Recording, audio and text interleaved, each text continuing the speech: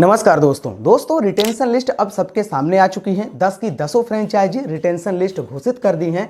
लेकिन दोस्तों इस रिटेंशन लिस्ट में जो सबसे शॉकिंग पॉइंट रहा वो दोस्तों ये था कि 4 टीमों ने अपने कप्तानों को ही पूरी तरह से रिलीज कर दिया, जिसमें दोस्तों सबसे बड़ी शॉकिंग पॉइंट ये थी कि केकेआर के कप्तान श्रेयस अय्यर को रिलीज कर दिया गया। वो श्रेयस अय्यर जो कि अभी पिछले साल यानी कि आईपीएल 2024 में केकेआर टीम को विजेता बनाए थे और आईपीएल इतिहास में यह पहली बार हुआ जब किसी कप्तान ने अपने फ्रेंचाइजी को यानी कि केकेआर की टीम को विजेता बनाया हो और अगले साल उसे रिटेन भी ना किया गया हो, रिलीज कर दिया गया हो। उसके अलावा दोस्तों केएल राहुल को रिलीज किया गया, ऋषभ पंत को रिलीज किया गया और उसके अलावा दोस्तों आरसीबी के कप्तान फाफ डु प्लेसिस को भी रिलीज कर दिया गया। लेकिन दोस्तों रही बात आरसीबी की, तो देखिए वहां पर तो समझ में आता है फाफ डु प्लेसिस का उम्र थोड़ा ज्यादा हो गया था। उसके अलावा आरसीबी की टीम एक नए कप्तान की तलाश कर रही थी, खासकर इंडियन कैप्टन की। ऐसे में यदि उनको रिलीज करती है तो समझ में आता है, लेकिन श्रेयस अय्यर को क्यों रिलीज किया गया, केएल राहुल को क्यों रिलीज किया गया, उसके अलावा दोस्तों ऋषभ पंत को क्यों रिलीज किया गया, इस वीडियो में आप जानेंगे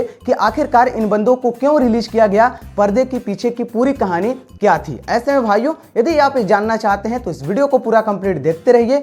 चलिए without wasting any time video शुरू करते हैं। तो भैया सबसे पहले बात कर लेते हैं केकेआर कोलकाता नाइट राइडर्स की, केकेआर के कप्तान श्रेयस अय्यर की, कि आखिरकार श्रेयस अय्यर को क्यों रिलीज कर दिया गया। तो देखिए यहां पर मामला पूरी तरह से सिंपल था। बताया गया दोस्तों कि श्रेयस अय्यर की डिमांड थोड़ी ज्यादा थी, पर्स को लेकर, पैसों को लेकर, कि हमें यदि आपको रिटेन करना है तो पैसा थोड़ा ज्यादा देना पड़ेगा। हालांकि दोस्तों सुनने में तो यहां तक आया कि केकेआर की टीम इन्हें अपना पहला रिटेंशन देने के लिए तैयार थी, यानी कि 18 करोड़ रुपए देने के लिए तैयार थी कि भैया 18 करोड़ रुपए के साथ आप पहले रिटेंशन हमारे बन जाइए। लेकिन दोस्तों श्रेयस अय्यर इससे भी नहीं मान रहे थे।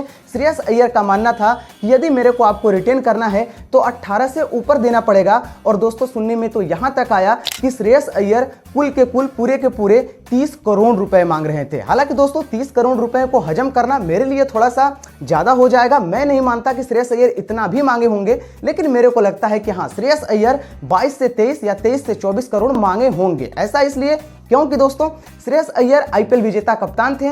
ऐसे में उन्हें लगा होगा कि यदि मैं अभी पिछले साल आईपीएल विजेता कप्तान हूं तो क्यों ना सबसे ज्यादा पैसा लूं। और ऐसे में दोस्तों केकेआर के सामने बड़ी टेंशन हो जाती थी, क्योंकि केकेआर के सामने सुनील नारायण थे, आंद्रे रसल थे, रिंकू सिंह थे, फिल शॉर्ट थे, ऐसे खिलाड़ी थे जो कि टी20 के स्पेशलिस्ट हैं। और यदि श्रेयस अय्यर को ही 22 करोड़ रुपए या 23 करोड़ रुपए दे दिए जाते तो फिर इन खिलाड़ियों का क्या होता। ऐसे में दोस्तों यही सब मामला रहा, इतना कुछ पेचीदा मामला रहा कि श्रेयस अय्यर से बात नहीं बन पाई और श्रेयस अय्यर को रिलीज करना पड़ गया। लेकिन दोस्तों यहां पर मेरा पर्सनल मानना ऐसा है कि यदि श्रेयस अय्यर 22 करोड़ रुपए तक राजी हो जाते, 23 करोड़ रुपए तक राजी हो जाते, तो फिर उनको रिटेन केकेआर टीम को करना चाहिए था, क्योंकि वह आपका कप्तान है, पिछले साल आपको विजेता बनाया है। ऐसे में यदि वह सबसे ज्यादा पैसों की डिमांड कर रहा है तो आपको रिटेन करके रखना चाहिए था। हालांकि दोस्तों यदि 23 करोड़ से ऊपर मांगते हैं, 25 करोड़ मांगते हैं, 26 करोड़ मांगते हैं, तब ये थोड़ा ज्यादा हो जाता है। ऐसे में भाइयों ऑनेस्टी से मैं आप लोग को बताऊं तो देखिए केकेआर के सामने यदि श्रेयस अय्यर रिटेन नहीं हुए हैं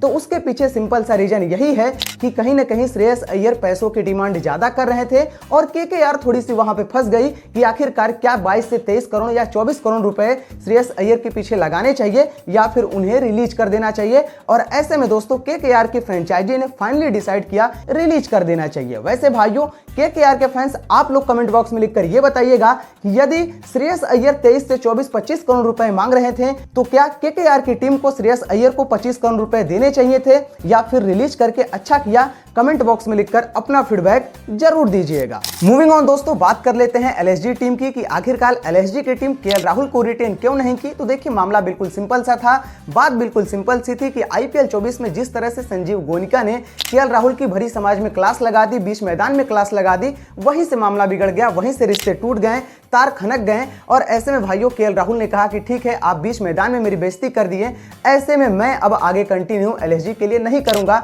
लेकिन दोस्तों कहीं ना कहीं अपडेट आई थी कि एलएसजी की टीम इन्हें पहली रिटेंशन देने के लिए भी तैयार थी, लेकिन केएल राहुल नहीं माने। उन्होंने कहा कि देखिए आप जब बेइज्जती कर ही दी है तो आगे फिर हमें आपके साथ कंटिन्यू नहीं करना है। और उधर आरसीबी की टीम मेरी तैयारी कर रही है, मेरी इंतजार कर रही है कि जैसे ही आप उधर से आते हैं मैं आपको अगला कप्तान बना दूंगा। तो ऐसे में केएल राहुल ने देखा कि भैया बाकी टीमें हमारे ऊपर काफी इंटरेस्टेड हैं। और दोस्तों एक अपडेट ये भी आई कि एलएसजी के हेड कोच जस्टिन लंगर और मेंटोर जहीर खान का ये मानना था कि जब जब केएल राहुल बड़ी पारी खेलते हैं, 60 रन, 70 रन, 80 रन बनाते हैं, उन दौरान एलएसजी की टीम मुकाबला हार जाती है। ऐसे में केएल राहुल ने कहा यदि इतनी बेइज्जती है, इतना कुछ है कि भैया जब मैं बड़ी पारी खेलता हूं तो तब एलएसजी की टीम मुकाबला हार जाती है, तो फिर मेरे को रहना ही नहीं है, फिर मेरे को नहीं रहना है। और दोस्तों यही रीजन था, यही सब रीजन था कि कहीं ना कहीं केएल राहुल एलएसजी से अलग हो गए और एलएसजी की टीम इन्हें रिटेन नहीं की। हालांकि दोस्तों मैं कंफर्म कर दूं, एलएसजी की टीम चाहती थी कि केएल राहुल को रिटेन किया जाए, लेकिन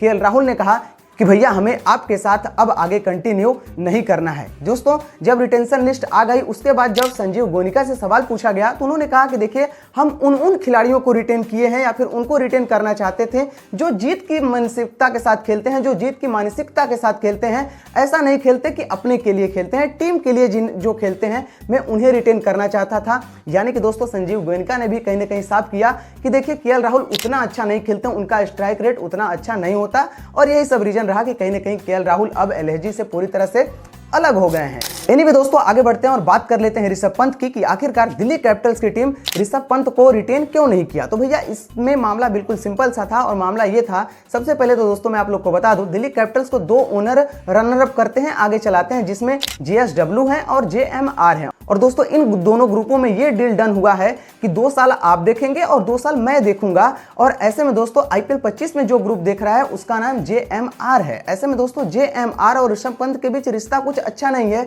जेएमआर ग्रुप चाहता था कि ऋषभ पंत को अपनी टीम में तो रखा जाए, लेकिन उन्हें आगे कंटिन्यू कप्तानी न दिया जाए और कप्तान किसी और को बनाया जाए। ऐसे में दोस्तों जब पहला टेस्ट मुकाबला हो रहा होता है, वहां पे जब टीम इंडिया मुकाबला हार जाती है, जब उसके बाद बीच में गैप मिलता है, तो ऋषभ पंत दुबई जाते हैं और इनके बीच एक मीटिंग होती है। और इस मीटिंग में ऋषभ पंत अपनी बातें रखते हैं, अपने रिटेंशन पर्स को लेकर बात रखते हैं। उसके अलावा उनका मानना होता है कि देखिए कोचिंग स्टाफ में ज़्यादा आप चेंजिंग मत करिए, ज़्यादा चेंजिंग करने की जरूरत नहीं है। लेकिन जेएमआर ग्रुप उनकी बातें नहीं मानता है और रिकी पोंटिंग और उसके अलावा सौरव गांगुली को पद से हटा देता है, उनकी जगह पे नए नए लोगों को लाता है। ऐसे में दोस्तों ऋषभ पंत ने कहा कि देखिए जब मेरी बात ही नहीं माननी आपको, मैं कप्तान हूं, आगे आप मेरे को कंटिन्यू कप्तान भी नहीं देखते हैं, तो ऐसे में मेरे को आपके टीम में नहीं रहना है। लेकिन दोस्तों फिर भी वो लोग मनाने की कोशिश करते हैं, लेकिन ऋषभ पंत वहां पे नहीं मानते हैं। ऋषभ पंत का कहना होता है कि ठीक है भैया, जब आप कोचिंग स्टाफ मेरे मन मुताबिक नहीं दे रहे हैं, उसके अलावा मेरे को आप आगे कप्तान नहीं देखते हैं, तो फिर हमें दिल्ली कैपिटल्स में रहना ही नहीं है, मैं फिर रिलीज ही हो जाता हूं। और दोस्तों यही रीजन था कहीं ना कहीं कि ऋषभ पंत को दिल्ली कैपिटल्स की टीम रिलीज कर दी। हालांकि दोस्तों दिल्ली कैपिटल्स की टीम कहीं ना कहीं तैयार थी कि पहला रिटेंशन देंगे, सब कुछ करेंगे,